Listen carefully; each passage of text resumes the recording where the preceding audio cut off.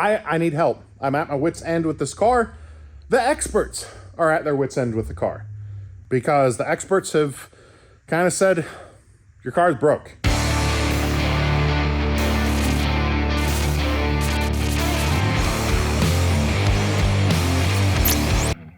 Hello and welcome to the shop. I'm Jared and this is the Questionable Garage.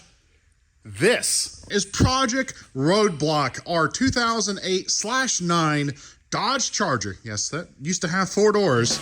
It was originally in the movie Need for Speed, crashed into a fake Bugatti our friend Chris B.S. for Build ended up with, got it running and driving, we used it in Car Trek, a tree fell on it, turned it into a pickup truck thanks to our friends at Smith Kit Cars. We got their Ute conversion onto it, then we took it to Roadkill Nights, we got a Hellcat Red Eye and a manual transmission in this thing, and it has just been a series of problems. Realistically, that's why I call it Project Roadblock. Every step of the way has been slightly problematic. We've had an amazing dealer to work with though, Palmer Dodge, our direct connect dealer, all through the entire process of getting this thing built and working good enough to take it to Roadkill Nights. They then offered us some upgrades. We got it running and driving and behaving pretty well, tuned, making a whole lot of power, but for whatever reason, making way too much boost. But that's okay. We still had a lot of fun with it. We've taken it to Tail of the Dragon, done a whole lot. Just enjoyed it. Lots of miles. And then they hit me up again. Said, hey, we've got more upgrades. We do more upgrade packages. Do you want to make it faster? It was making just shy of 800 wheel horsepower. The moment you hit 1600 RPM, it made more than 600 foot-pounds of torque, 2 red line. That's 4,700 RPM of more than 600 foot-pounds of torque. But I had an opportunity to say no. Be practical. Say, you know what? We're good enough. But guys, you're watching the Questionable Garage. So what did we do? Said yes, of course. So I had to tear this thing apart a little bit. We got some parts sent off. We got some stuff upgraded. And we get a special visitor to the shop where we are going to talk science of superchargers a little bit, science of upgrading a Hellcat pulley upgrades, and a whole lot more. It's going to be a informational episode. Also, surprise, Roadblock. Well, he's going to be Roadblock. We're gonna figure it all out. All right, guys, we need to interrupt the video really quick so we can talk about today's sponsor, and that's Wolfbox with their G900 Pro rear view mirror dash cam. Now, I'm pretty sure you're like me. You drive a lot of miles. You're on the road all of the time, and you've seen it. People are getting dumber and dumber every day. Start recording emergency video. So what better to protect yourself than video evidence? Now, you want a quality camera, and that is exactly what the G900 Pro is offering you. Not only do you get superior 8 megapixel daytime video in 4K front and 2.4 rear, you also get superior nighttime visibility. Also, one great feature of the G900 Pro dash cam is its voice control. It keeps your hands on the steering wheel and lets you quickly take a picture, save and lock particular video clips to make sure, if something crazy happened, you get home, you can show your friend. Like in Russia, the meteor that came flying down, you got the footage ready to go. Probably my most favorite feature that they offer is an app. I know everyone's got apps, but when it comes to getting footage off of your camera, there's nothing better than just being able to open your phone, click save, and email it to whoever needs to see it. Your insurance company, the police officer, or, your friend, because you just beat a really fast car with your questionably built Dodge Charger here. Also built into the unit is a GPS sensor, which is good for a couple things. It helps show your speed. Maybe you can prove you weren't speeding, but it helps us with some of our older cars that maybe don't have, working speedometers. Also, you're gonna be able to add a rear view camera because it has both forward facing and rear facing cameras. You can get a backup camera, let's add some modern technology into our old fast hoopties. So if you're ready to go ahead and get yourself a G900 Pro dash cam / rear view mirror and protect yourself and save a good chunk of money, use the links in the description down below. You got it both to the Wolfbox website and to Amazon. Make sure you use the codes though, so you can save the most amount of money. Keep yourself protected and, prove what you're claiming your car can do. All right, let's get back to fixing Roadblock.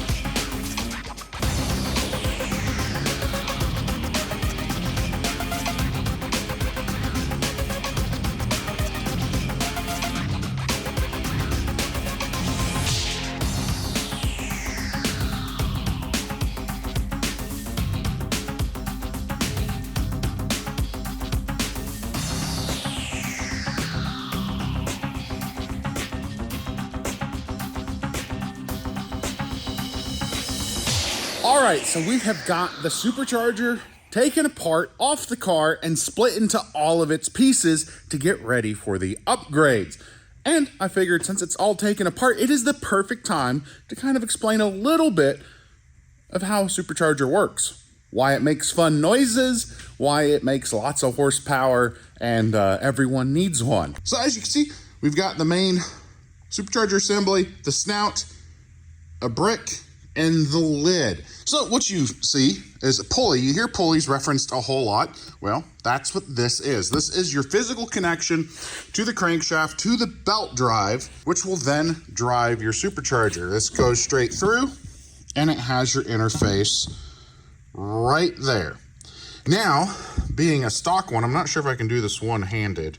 This has a clutch in the pulley, which could be a good thing and a bad thing for normal drivability, things like that. It's nice to not have the supercharger in a direct lock. You can get belt slip, things like that. But what you can run into on more power and aggressive driving is that clutch blowing apart, and then you have no supercharger.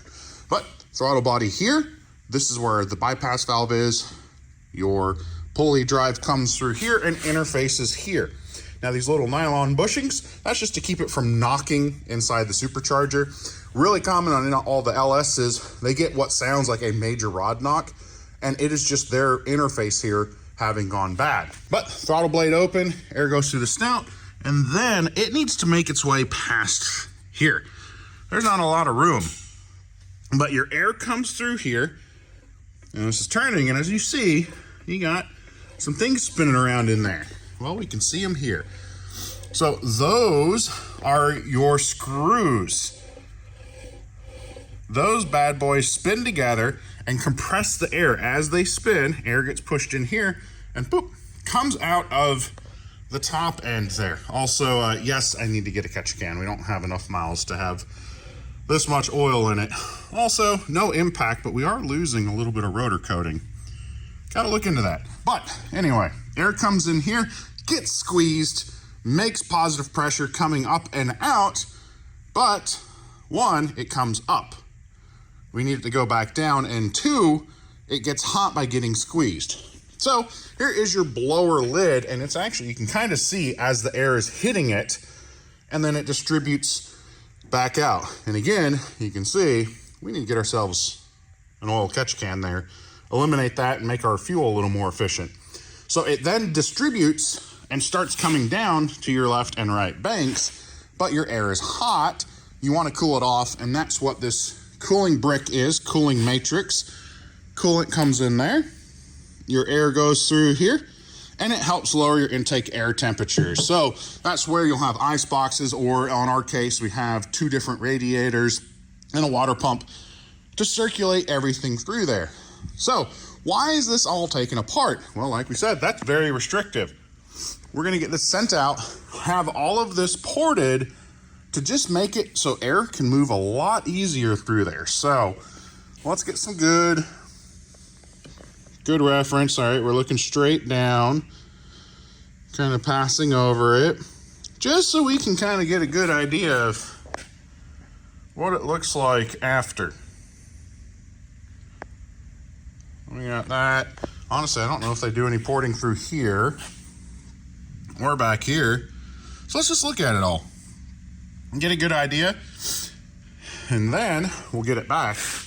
We're also going to visit our friends at Palmer, our power broker, to do a little bit of upgrade to that too, beyond just having it ported by Kong. Well, all right, we are now a couple weeks in the future, and we're also heavy one extra technician. I'm not saying you're a heavy technician. We have someone else in the shop. This is Kylar from Palmer Dodge. Yep. So if you're not familiar, way back when, and a lot of you complained about clickbait when I said Dodge demanded my Hellcat back. How many times did Ryan call me? I think 7 in 1 week. Probably, yeah. It qualified as demanding. We went down, met them, and we did some basic round of upgrades, the direct connection upgrades, which are the Dodge upgrades. You guys decided that wasn't good enough. Yeah, just like any other car guy. I mean, you want more, you want more, you want more. So, the direct connection stuff is really good for your warranty, but some people don't care about warranty. I don't care about warranty. Right. So. Or, you hit mileage. Right, yeah. And warranty doesn't get out matter. of warranty, yeah. So we have 3 basic packages. I'll do a quick rundown. We have a Demon package. It's basically 93 octane.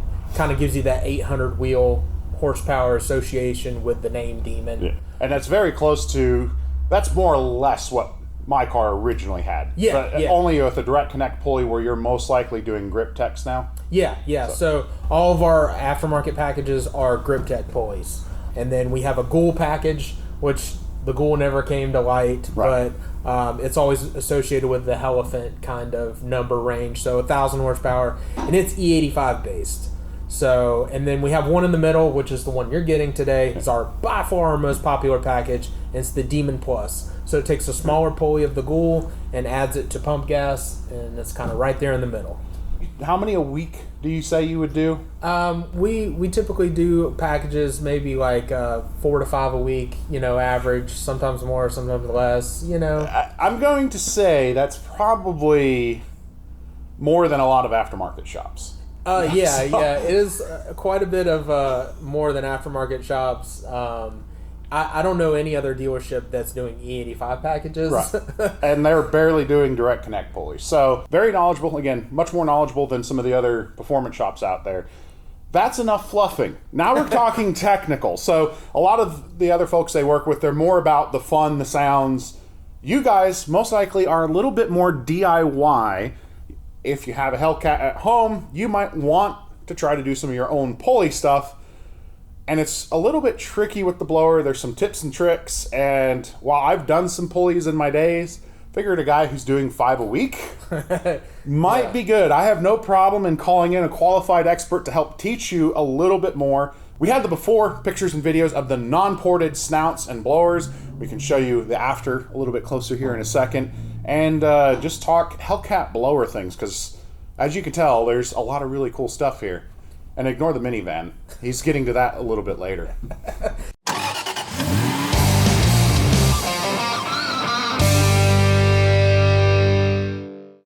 Taking a pulley off a Hellcat can get really hairy really fast. So the factory pulley is clutched. So that's the biggest problem with removing it. Now there's a couple tips. There's 3 methods that I have. One's a really easy method. One's a, you might get lucky method, and the other one is do at your own risk. Right, full stop. Now, real quick, when he's saying clutch, so this is a new GripTec pulley. It's 1-to-1. It drives forward and backwards the exact same way. Will this even spin anymore? Is it a little too broken? No, it's okay, this is now a one-way as well. The reason you would have a clutched pulley on your supercharger is when you're accelerating, you want it to bite in and drive. If you let off the throttle, you can get belt squeak, it can wear a tensioner. There's a couple things that can happen when you don't allow it to freewheel backwards. Basically, the rotors are moving, you have that mass, and when you let off that gas, it lets the rotors keep turning as the engine's slowing down until everything catches up. But you lose power through that. Yes. Because even the best one-way clutch can slip a little bit. Yes. And once it starts slipping, it turns into that. Yes. There's reasons for that. But pulleys, let's talk about removing them. Yeah, so this is a factory Hellcat snout, not a red eye. And this is the factory pulley on it. So basically the big key here to removing this is going to be air. And having an air compressor at your disposal. But the biggest factor is having a 3/8 air gun, because you want high RPMs and that fast hitting, really rapid to remove this pulley. Doing like a 1/2 inch or a 3/4 air gun sounds like a good idea. It hits hard, but it's not enough. You want that really fast, high RPM. There's a couple guns out there, Ingersoll Rand, other brands that make something that will take this off. So don't even try to remove it by hand. Just don't. Yeah. Oh, and then you've got electrics. They just don't. It's the same thing. They hit good. They hit strong, but not rapid. Right. So you need lots of PSI. Yes, that's lots the of first thing. volume and a fast little gun. Yeah, and then you're also going to need a holding tool. This is a Metco tool. It's pretty much the best one out there, and it attaches to the back of the snout. So we'll get a close-up picture of how this jig mocks up.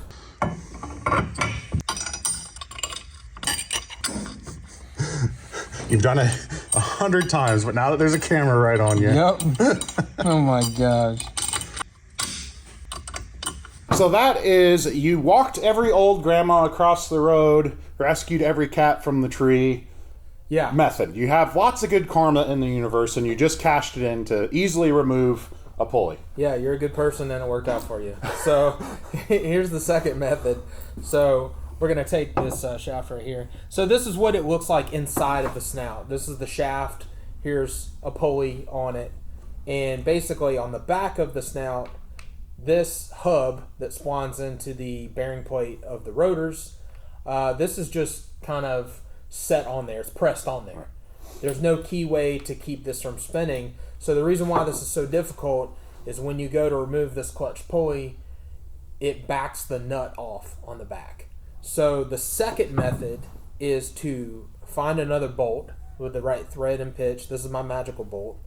And it will fit tighter inside of this back spline hub. So in theory, if you can get more grip on the back here, more surface area, trying to keep it from spinning. Right, and then once it does that, hopefully that method works better. And then there's nuclear, which is that shaft. Yeah, so of all your blowers, how many of those have you ended up with? Well, nuclear option and then that. I have been undefeated in removing every pulley except for this one. This is the one that got me. Last week, it finally happened. Yeah, this finally happened. It was this one that I couldn't get off. This is direct connection clutch pulley. For whatever reason, the thread's galled and it's not coming off. Yeah. But yeah, this is your try at your own risk. At this point, you should probably send a snout out. Yeah. So if the thing I'll say about this method is if you have to have a shop press, okay, and you have to have a set of calipers. If you have that and some ingenuity, you can do it. You can do this. If not, it's okay. There's companies that do it like Kong. We work with them a lot. Reach out to you guys. Yeah, or reach out to me. You can send it to them. If you're close to me, by all means, come by and like let's make it a thing. So, but basically, in theory, there are bearings front and rear on this, and the shaft fits through there. You're basically going to have your back hub, and there's 2 screw holes, one on each side, and you're going to find some screws that thread in there, and you're just going to walk this back hub off. After you do that, you're going to take your calipers, and you're going to take a measurement from the tip of this shaft to the outside of the bearing. To the bearing race. Yeah, to the bearing race. So you're going to do like maybe 3 measurements, and it's probably going to be 50 thousandths, something like that. Or and you're going to get that measurement, write it down, keep it, and then you're going to take your best brass punch and put this in a vise, and you're going to hammer the shaft out. It's really easy to come out. It doesn't take a whole ton of force. You don't have to press it out, anything like that. And then essentially it comes out of the snout looking like this.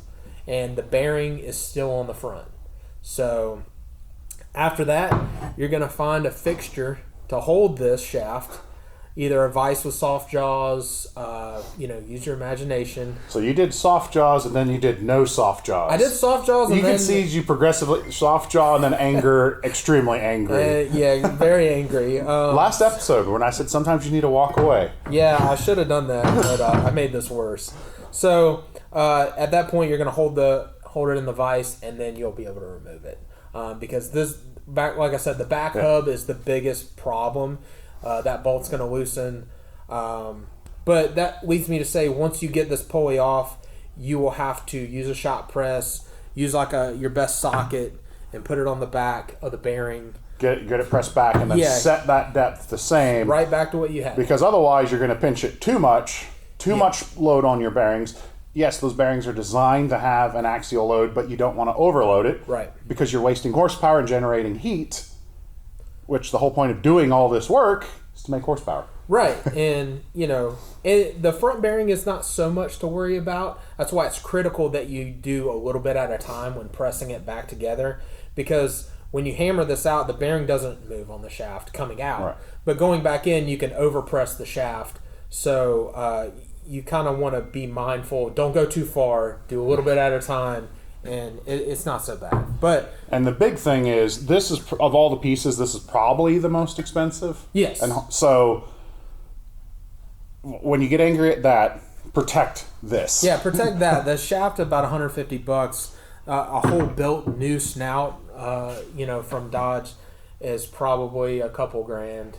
$2, $3. It just depends. I've seen them $4,000, which at that point you might as well just get something else. Call up Whipple and spend another $3 and have a 3-liter. Right. So that's it. Now we can talk a little bit about the specific upgrades Roadblock is getting and the porting work that was done to that. All right, so we're talking upgrades for Roadblock, and that's his supercharger, that's his old snout, and that's a new throttle body. Hellcats don't have small throttle bodies. No, they don't. They're fairly big, but that's well, and what's funny is even in the world of big, it's big. That's big. But there's bigger. There's bigger. There's 130 millimeters. That's like baby's head stuff. And this is a 110. That's a 108. 108. 108. This I think is what, 90? I think so. I believe so. I mean.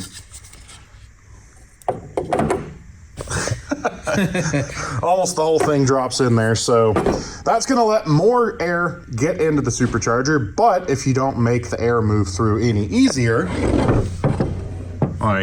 so that stock, that big old ridge, you can just see a whole lot. So, and it's not just blindly taking material out. You see at that angle how much more of the throttle body you're able to see. So you see there, you're getting air in a lot easier. And there's a more direct path as well. Yeah, that's what I was trying to show. That you have straight lines, which makes it get in through your bearing plate a lot easier. Now this is when I'll have to find all my befores, but this is where the real magic happens. Yeah, there's a lot of material that gets removed right here. That's a big portion. I believe it comes all the way out to there. Trimming everything up, just get more air directly to the rotors. So it has to work less. Now, if we go back, my car has always been an overachiever when it came to boost. Yeah. So we had the direct connect, basically elephant pulley. Right. We're technically going up the tiniest bit because making air go in easier is a good way to increase boost. Correct. And because we're already overachieving on boosts, didn't want to pulley down to make even more boost because unlike some corn users. Yeah. Only corns? Yeah. Yeah. Sounds like a bad foot product. Yeah, it does. But here where I live, there is one station Yeah. that has it. Yeah, that's the biggest caveat of E85. It Plus- makes all of the power. It does so many magical things, it's removing fantastic. heat. It does lots of cool stuff. I mean, it's fantastic. I love E85. Down closer to Atlanta, it's everywhere. Oh yeah, I mean, it's everywhere. I think there's 4 stations within a spitting distance of Palmer. Oh yeah, and I use half a tank driving to the one station that Yeah. sells it here. Yeah. So, Yeah.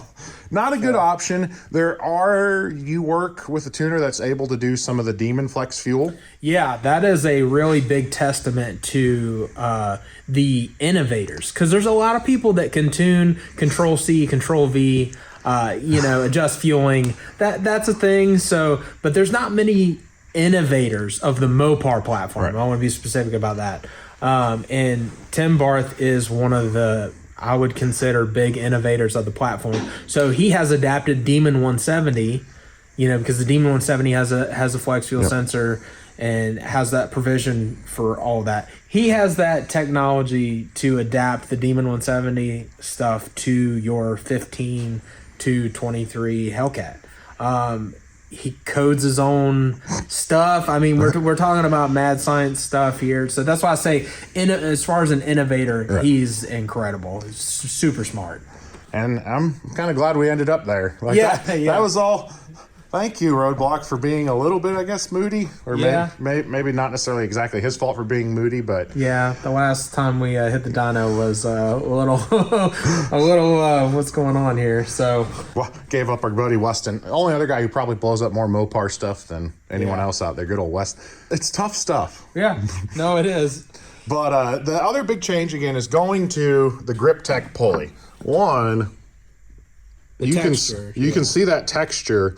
That is an actual coating that they put into them that prevents belt slip. You can actually kind of hear it here. I'm going to go next to the little sound recorder. Let's see. ASMR.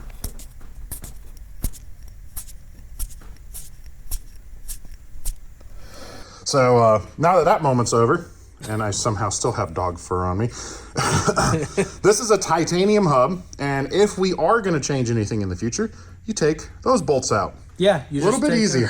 You just take a 20 millimeter wrench in the center. It's an odd size, I know. And then you just do T30s and you just take it off. Just be and that's careful. titanium. Yeah, just be careful with the blue Loctite. You're definitely going to have to Loctite them on. Just be mindful. Things can get hairy really fast. So. And again, they do so many of them, if you notice. They've got their own names on them. So, yeah. But that big change, so we can actually show you the one-way clutch there. Yeah. So, how it only goes that way. Yeah. And then it bites in and will turn. Bites in. So good for drivability. Again, you're potentially making small compromises, but it's a net win. Yeah, I mean, and when the damper is not pinned in any way from the factory, clutch pulley, it makes sense. But when you really want to make power, pinning the crank is like an absolute must. So I saw you brought a lot of tools while you're here. I know I've got to put the blower back on myself. Yeah. Want to pin a crank real quick? Yeah, we're gonna pin this thing. Literally the only thing you need to do to make lots of power, all it takes is that. A little bit of work and holding your mouth just right, but that's the key to big boost on a Hellcat. Yeah, it can be a little scary, but it's not bad. You just got to remove the bolt and get your fixture right and just take your time. It's not bad. So we're going to go ahead and get him stripped apart and to that point ready to go, because removing a fan's not that exciting. So we'll do that, get that ready, and we'll go over pinning a crank, which again, you can get done at the dealer. Absolutely, yeah. I'll pin your crank and void your warranty. Pinning a crank is not this magical thing no one's ever heard of. Some people might not, but basically Supra's most normal engines have keyways. Yeah, and it's definitely something that causes the pulley and everything to slide in together. Right. So what we're doing with it installed, you put that tool in, and it's even notched for the difference in between the crank and the pulley. And what you're doing is you're drilling halfway into the pulley, halfway into the crank, so you can then take this magical little pin and slide it in there. And that's the secret to all your horsepower. Right, yeah, that's gonna keep you from spinning your crank pulley off. And that gets really sad because it's not just a crank pulley, it's a crank. Yeah, it usually takes out some carnage, like your fan and your radiator. Yeah, they blow apart in a really cool but expensive way. It's cool if you're not the one responsible. Yeah, it's cool if it's not yours. Yeah. So again, that'll get threaded in there. Yep. You'll also want, the kit should come with instructions, tape or drill stops. Yeah. They sell fancy well, they're not expensive anymore, and I could probably print one right there. Yeah, yeah. A drill stop so you don't go too far. There's actually one under there, under the tape. Oh, there is actually? There is. It's in there somewhere. Oh, yeah, there is a drill stop there. Okay. Yeah. I just like to use for my own security. I like something to watch, that catches my eye. And then you need a 90-degree drill, I'm guessing. Yes, you will need a 90-degree drill. I use electric. It works pretty well. Just something with enough oomph to drill. Chew through. So and just lube. That's it. We'll get that mounted, and I'll pick you up just for some epic B-roll montage. Dwayne, pick it just wants to focus on you. Dwayne, pick something good for the montage of drilling.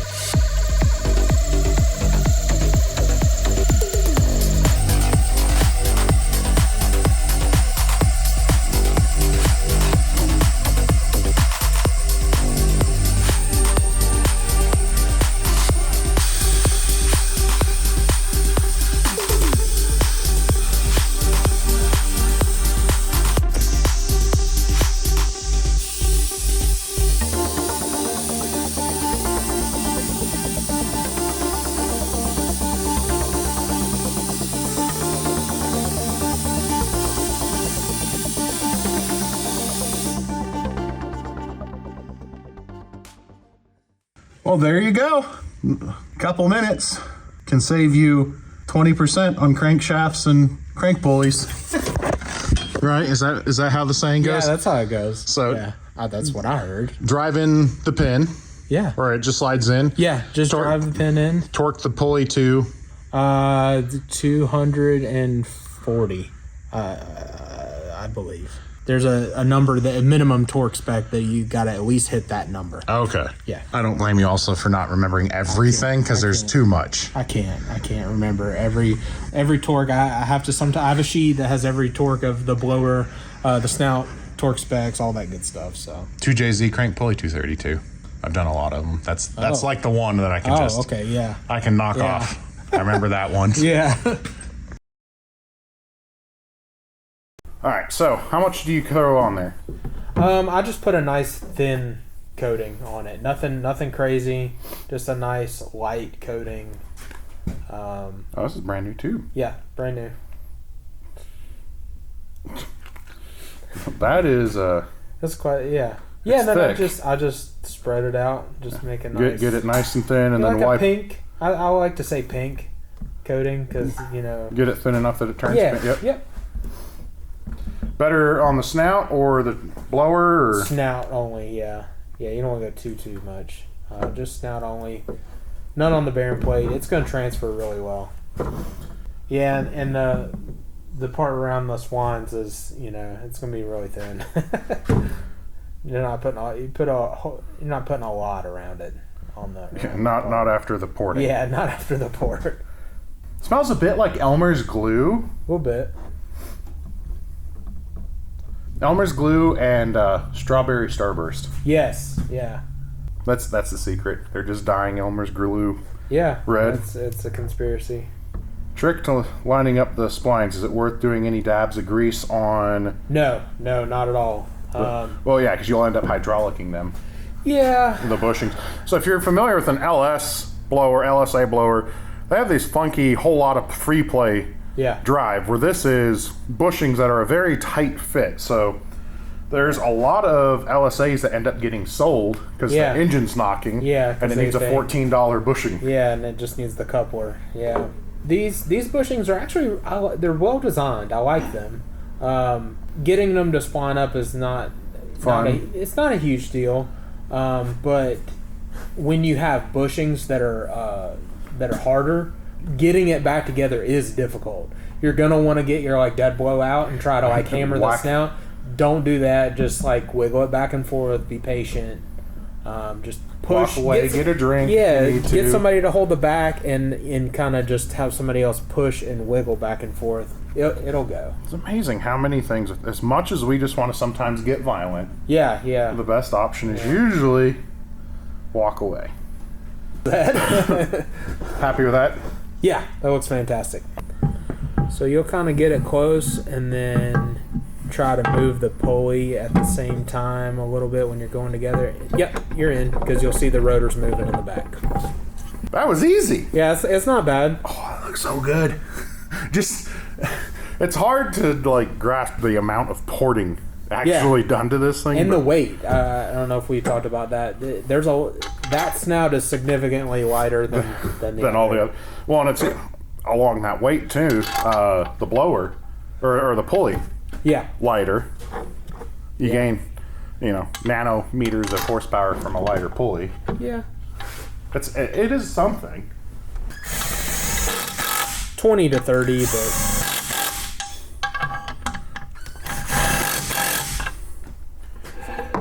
you can give me your best Hellcat Supercharger scream sound. That's better than I can do, so no judgment. it's pretty well machined.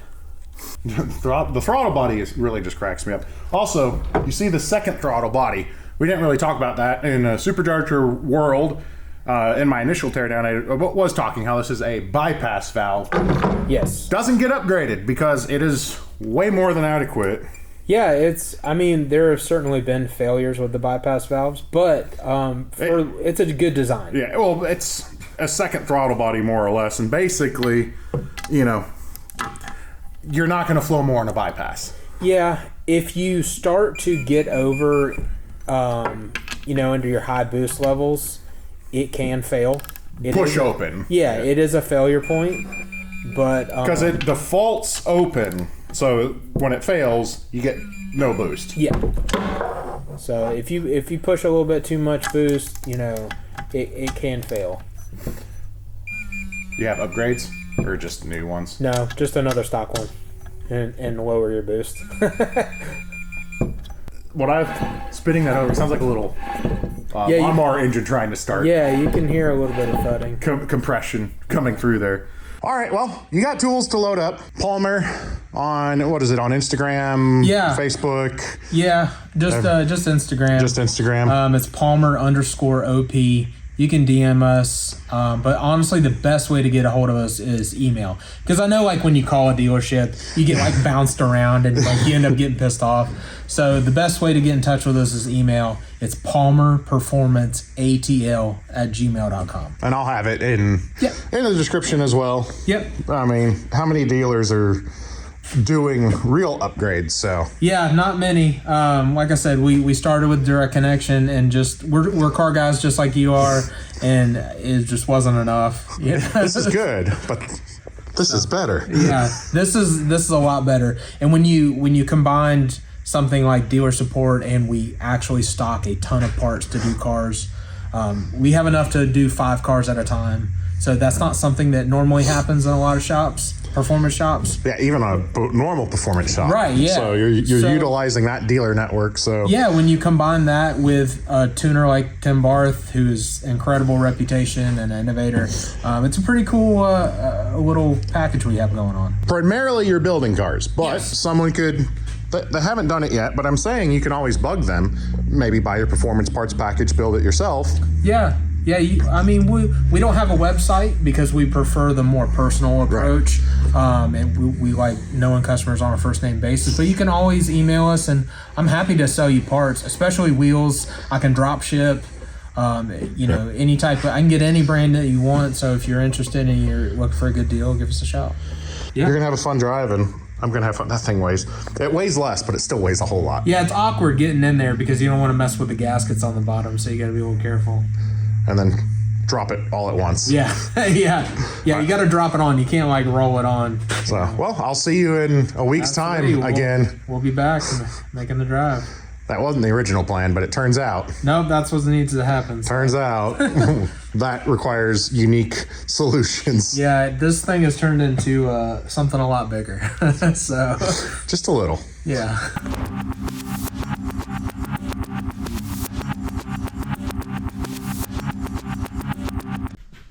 Hello, friends. Last we were talking about supercharger things, and now everything's reinstalled in Roadblock, almost. We've got our ported blower, the massive throttle body, the leg maker, right off camera, carbon fiber, air filter. We're close to ready to start, but there's a couple more things we need to do. One, if you remember way back when I took it apart and we were talking about how superchargers worked, all that oil residue.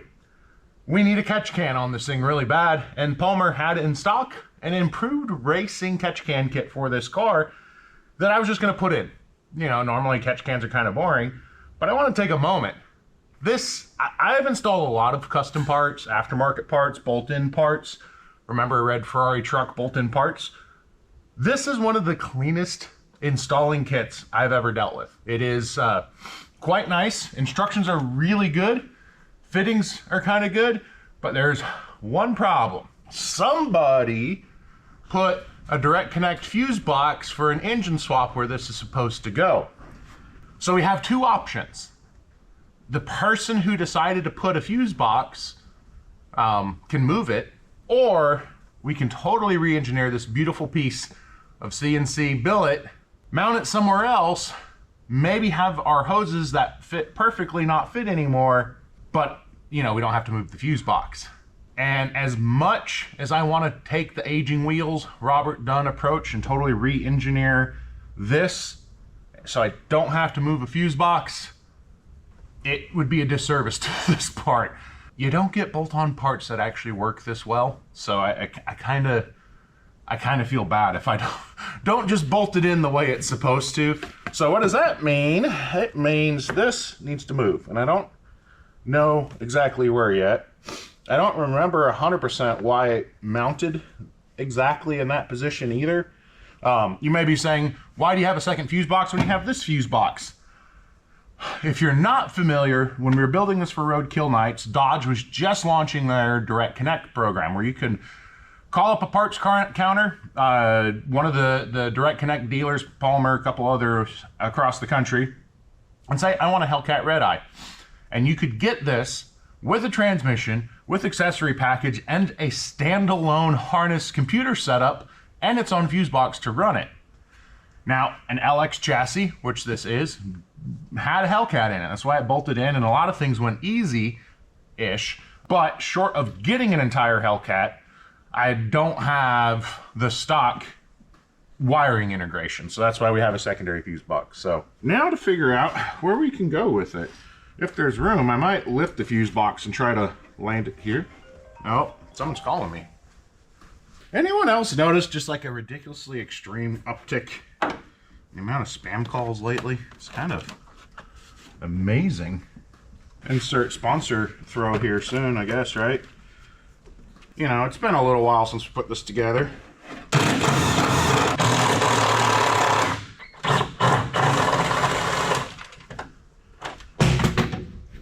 That's tangled up a little bit, so I need to undo that so we can run that in a different way. Also, power is disconnected, you know. Avoid working on the sparky things with the sparky still enabled. You're gonna have a bad time. Your electronics, they're gonna have a bad time. There's a phrase to describe this corner of wiring. It involves a 5-gallon pail, probably 10 gallons of something else that I don't want to say. I appreciate the families out there that do watch. It's kind of cool to try to keep myself clean enough, or I guess the humor hidden enough that you feel safe watching with your family. Okay, so now what all can we do with this? That's the power that goes down to the starter. If I remade the power feed to this, could I spin it and will it land there? And why didn't I just do that the first time? All right, so this is where this needs to live.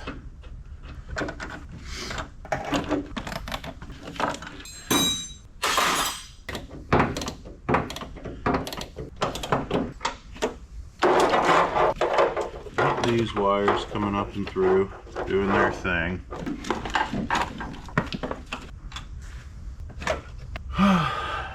This is the fun part, where you just start looking around, trying to come up with a good idea. I don't think there's enough room for it to live under the fuse box. That'd make quick fuse changes a pain in the butt. Yeah, that's not gonna happen. There's just not with the body harnesses needing to live where they live. I don't necessarily want to go back here. So I'm just gonna stick this around, and I'll bring you back in once I kind of potentially find a home for it. Well, I got tired of trying to shove that fuse box in, so I'm taking a break. We're gonna just go ahead and change the oil for a second. I figured, you know, probably the most expensive engine in the fleet, it deserves a little bit of fresh oil again. Also, the responsible thing would probably be catch a sample, send it off to Blackstone, let them do their thing. Instead, I'm just gonna sniff it. Smells good. Not too, I mean, it looks dark, but it actually isn't too dark. Hey, here. Smell it, guys. What do you think? How does it smell to you? Not too fuel-y. That does not smell bad at all. Turns out a little PM goes a long way. Oh, what monster put that filter on? Jeez. Now, if this had a factory, my goodness, factory Hellcat oil cooler instead of the aftermarket one I had to run, oh, we would be going ahead and draining it as well. Oh. Okay, what the heck? I mean, I'd be making jokes about the idiot who put that on there, but I'm the idiot that put that on there. We're committed to her now. Sheesh. What the goodness. That filter, what are you doing to me? Oh, wow. Huh. I need to get where you guys are standing. Let me move you over. Really need to get, I guess, a good claw style filter grabber. It's just, this usually works. Ow. Come on, jeez. Is this the magical tightening oil filter? Because I know for a fact it did not go on like that. Oh, nothing. I can't get a simple oil change done. I can't mount my catch can. I can't relocate an oil filter or a fuse box. This was supposed to be the easy day of work. And another problem is it's crinkling in such a way it doesn't bite. Oh.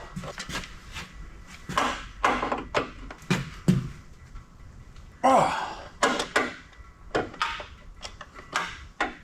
All right, it's kind of moving a little bit with channel locks. Oh. What in goodness sake?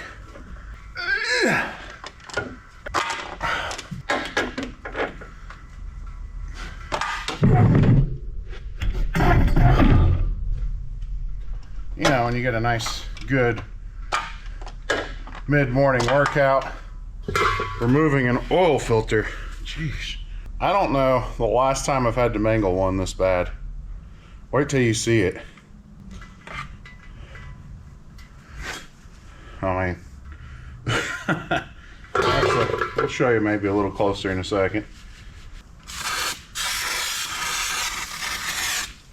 I mean, it'd be better if I had a white paint pen, but remember, quick info, March, 130,000.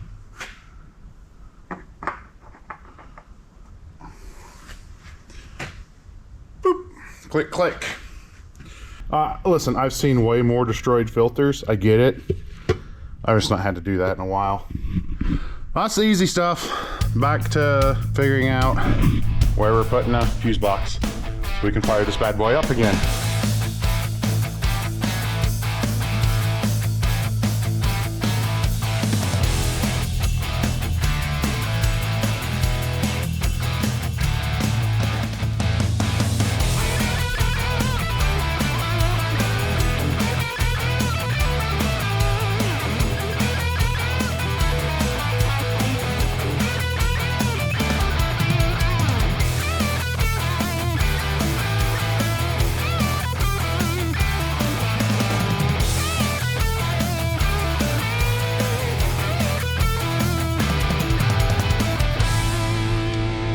I don't know why Dodge thought this was enough for a ground. I looked, and sure enough, this is the ground. The barely 6 gauge wire, closer to 8 gauge wire. So we've got a new ground now. Little bit more substantial. And then let me show you what we ended up with under hood. It's looking good. Leg maker, carbon fiber. The pre-filter, when you're making glory pulls, racing, you can pull that off. As much street driving as we get, I kind of wanted, extra filtration. And look at that catch can. That was the right call. It was a pain in the butt trying to refinagle everything there, but I think it looks a little bit better. In case you're wondering, fuse box lives there now. We can actually access it. And if you're also wondering, yes, those are Holley fuel rail mounts for the tunnel ram. I had them, I didn't need them, and they were absolutely perfect for what we needed to do right there. So charge that battery up, then we'll get this thing fired up. And honestly, yes, the porting is going to change things a little bit, but the pulley's the same size. So I think we fire it up, make sure there's no leaks, and we'll go for a rip. And then we got to get Barth on the phone, see how much power it's going to make. It's kind of fun having a pair of Hellcat things in the shop, and neither of them really look like what they were.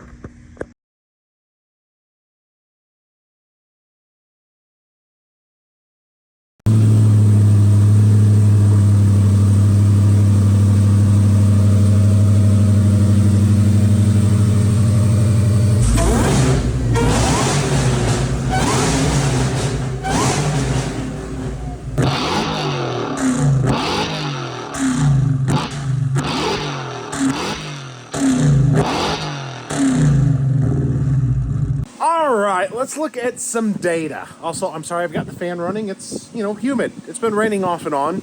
You'll see that in the videos. But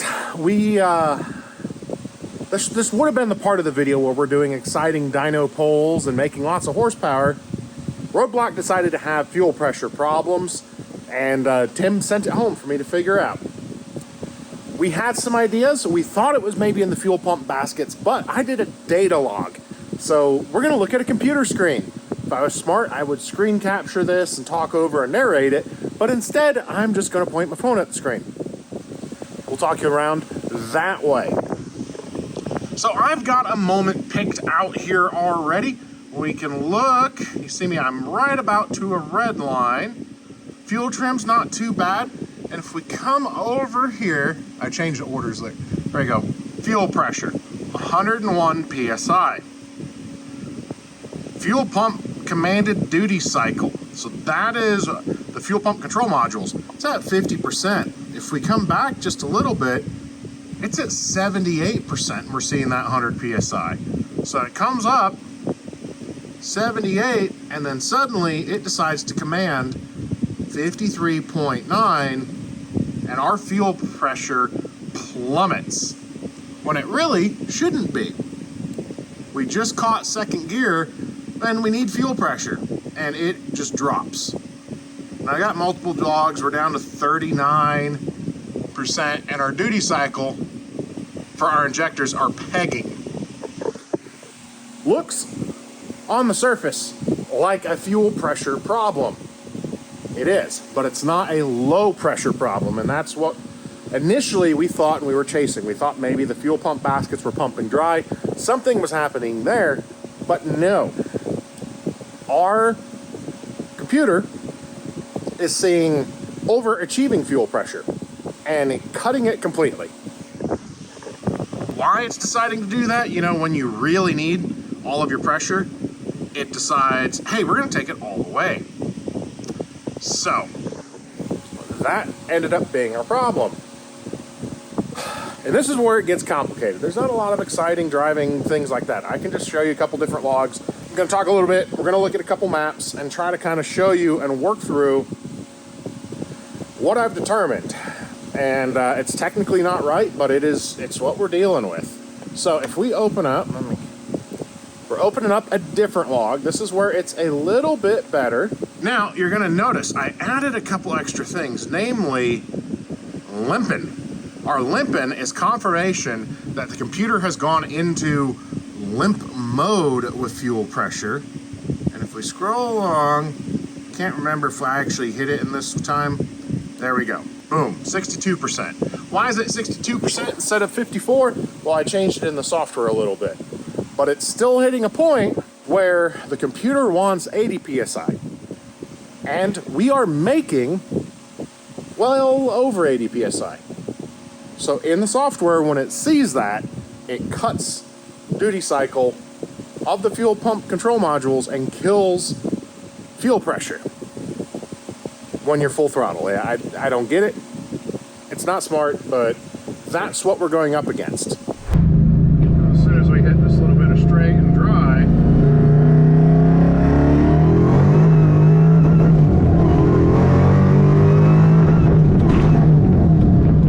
this third.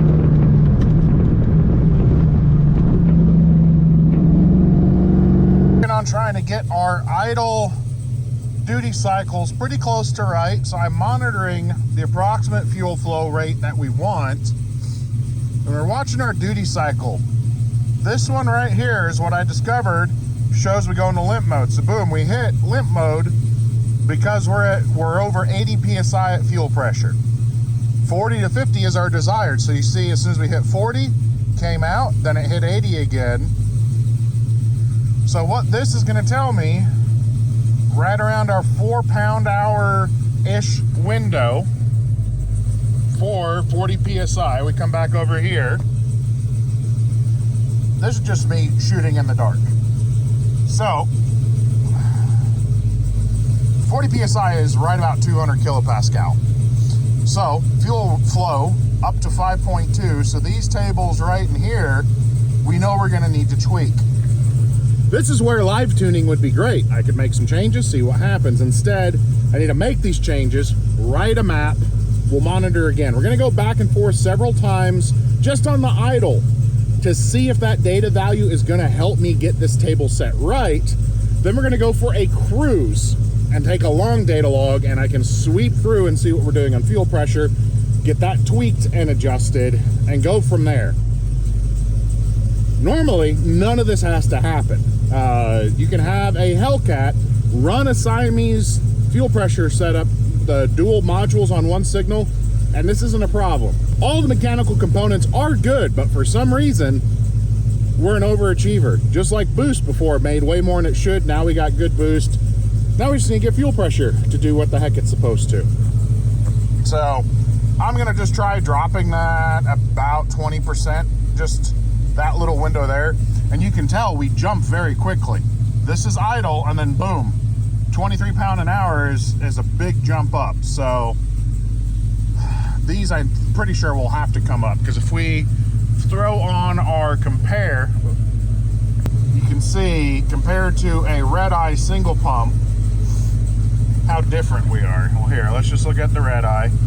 So that's what the red eye is calling for. That's what I got going on, and we still have too much pressure. So tuning, it's fun. It was 40-ish PSI.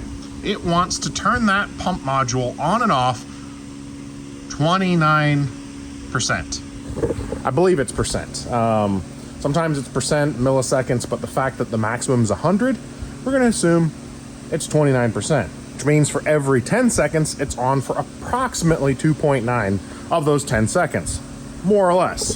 And then cycle it all the way up to maximum pressures here. Now, in some of the maps and some of the things I was working on and tweaking is I was changing these tables. The problem is, again, we're getting techie and sciencey. In a normal Hellcat, which this kind of is, if you took just a 2016 Hellcat with a single pump module, you can drop in a dual pump like with Barth's fuel systems or any of the other ones out there, Ford, Holley, all of them, add a second module, run the single signal, split it to both of the pumps. You don't normally have to tweak these. Normally you don't have to adjust them at all, and it works. But Roadblock's an overachiever. If you remember, back when we had our old boost pulley on there, we were making 19.5 PSI when it should do 16. In theory, the way everything's set up, I shouldn't have to tweak any of this. It should be perfectly fine, but it's not. And that's where we're very confused. That is where Tim's kind of like, you don't need to change it. There's something wrong with your hardware. But we've gone through all the hardware. One test I did, I should have saved the data log, but I put all original tables back in. Basically, this table here. Unplugged one pump, went and did a drive. Idled perfectly smooth, no problems, and it was pretty good through all of the pulls, but we did start to run out of pump at high RPM, which is to be expected in our setup. So I then unplugged that pump module, plugged the other pump module in, and it drove the exact same, which means both individual pump modules and the pump module wiring, everything's perfectly fine. That is correct. It's just when both are working, when we get two of the pumps going, all heck breaks loose, and we make way too much fuel pressure. All right, so what do you mean by too much fuel pressure? Here at idle, we should be getting 53 PSI, but we're making 88. So we are currently in limp mode, and you'll actually see that drop a little bit. This is to the point where I kind of threw the Hail Mary. So we're at 45, 43 PSI, and then boom, jumps right back up. Now we're normal operation temporarily, 100%, 87 PSI. We want 53, and if we come along here, we'll see it limp, here we go. Boom, 62%, comes off the duty cycle, drops to 62%. Fuel pressure will start to come down and it surges. So that's basically my last problem. For whatever reason, he kind of sounds like he's got a giant cam in him right now. Roadblock does, because we're hunting and surging fuel pressure at idle. Occasionally when driving, I've got a driving clip. I'm not sure where Dwayne's putting that in. Well, we have two driving clips. I went to do a full throttle rip and the skies opened up on us, and it's just kind of an amusing drive of me driving terrified, like I might die at any given moment, because that's, you know, the kind of rain we had and the kind of tires I have. They don't go together. But we did that drive, and then I did a successful drive when it was a little bit drier. We're able to rip on it, pull full throttle, no problems at all, because I'm telling it to have 97 PSI of fuel pressure. The modules, everything's tuned for it, other than this little idle window. So it's fixed, but it's not fixed.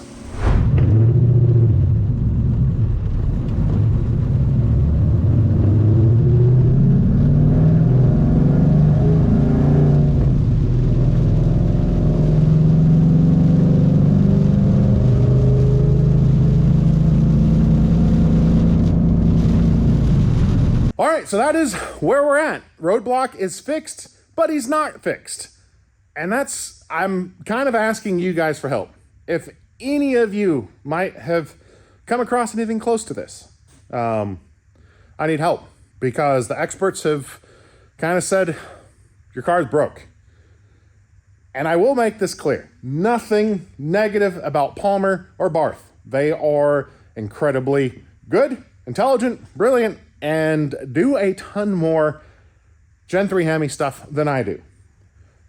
This is an outlier. So Palmer alone, they probably do a half dozen Hellcat packages a week. Tim probably tunes twice that many, maybe 3 times as many in a week. This is not a them problem. This is a Jared problem and a Roadblock problem, because this is such a weird combination of parts. It's an LX chassis, which could have come Hellcat, so we're able to use all stock Hellcat parts. This is a direct connect engine and ECU and harness, which is not quite a normal stock setup.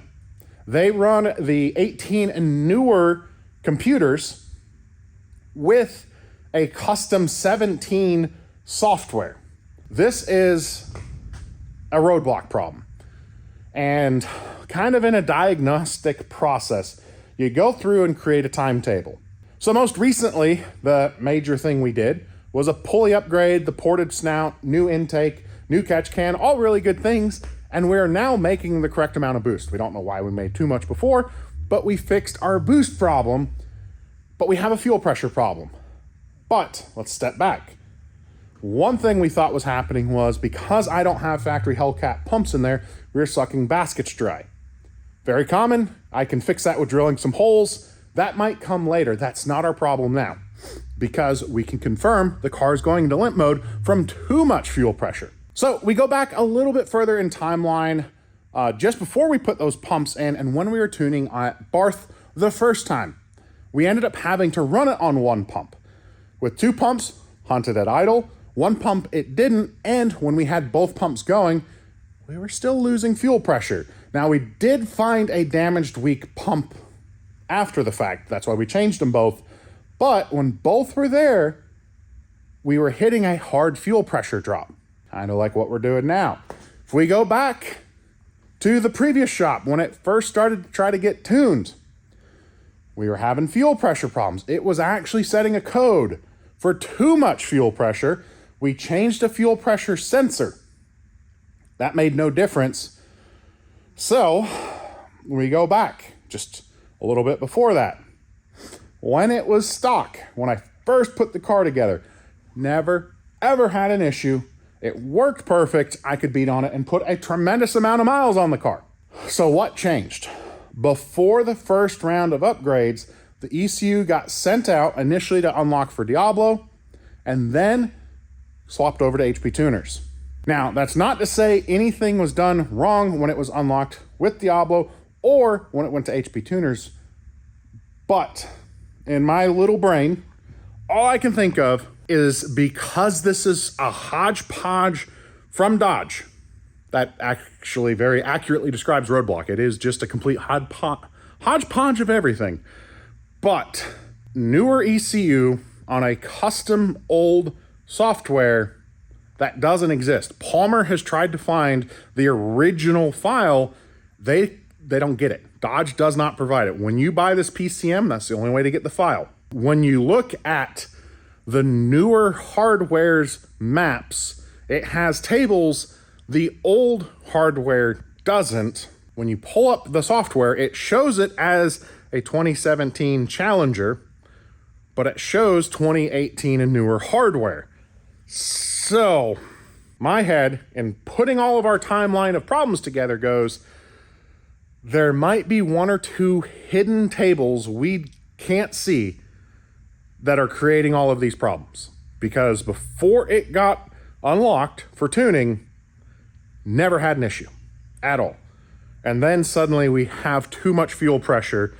Now, again, I can't say 100% because I didn't get the data logs early on. I wasn't looking at it. We're looking at it now. But it had suddenly that hunting, surging, idle fuel pressure problem. And we could see the fuel pressure waving all over. We never looked at duty cycle of the fuel pump module. That's my best guess. I've got the car working good enough for now. I'm confident with it. I need to have the conversation with Tim and ask him, do you feel comfortable tuning it? I have it working. There's nothing wrong with running it at 98 PSI under throttle. If anything, that's kind of helpful. Again, the most duty cycle I saw was 47%, which is good. You know, injectors aren't really working. It gives us lots of room to lean on it and get fuel in it. Do need to tweak and try to get idle better, but I need help. This is a problem smarter than me, and it's unreasonable for me to say, Tim, you're smarter than me, figure it out and tune it, because I've spent 2 days working on the fuel pump maps and tables to get them where they're at. He doesn't have that time for a problem he will never see again. If any of you have done a direct connect tune and you've run into that fuel pressure problem where it just makes too much when you're bridging the single pulse width out, comment below, help me please. I'm kind of out of ideas, and I want to drive and enjoy this car again because it is a lot of fun. I mean, look at it. It's, you know, business up front, party in back. There's already a mullet, and Roadblock is definitely a much more appropriate name for this car. It's gonna be a great car. We just need this last little hurdle fixed, and one of you are smarter than me. I know it, and hopefully you can comment and help, because I don't know what else to do. So again, one more time, Palmer, Barth, absolutely amazing, and you should bring your car to them. If you built yourself an absolute hodgepodge crazy mess, understand it's a little bit more work. But if you got a normal Hellcat, a TRX, a Hellcat minivan, any of those things that need a little bit more power, call them up, because they do an absolute amazing job, and they give you a warranty, which I do think is kind of crazy. Also, you guys seriously should get yourself a dash cam G900 Pro. Links in the description. Really good camera. I'm happy with it, and it's in the truck for everyday use. So that's all down below. Information for our friends and all that. Send me an email or comment if you think you have a solution, because I'm open for it. I'm Jared, reminding you guys to always make questionable choices, and maybe Roadblock should upgrade to the Hodgepodge Dodge. The Dodge Hodgepodge. We'll see ya.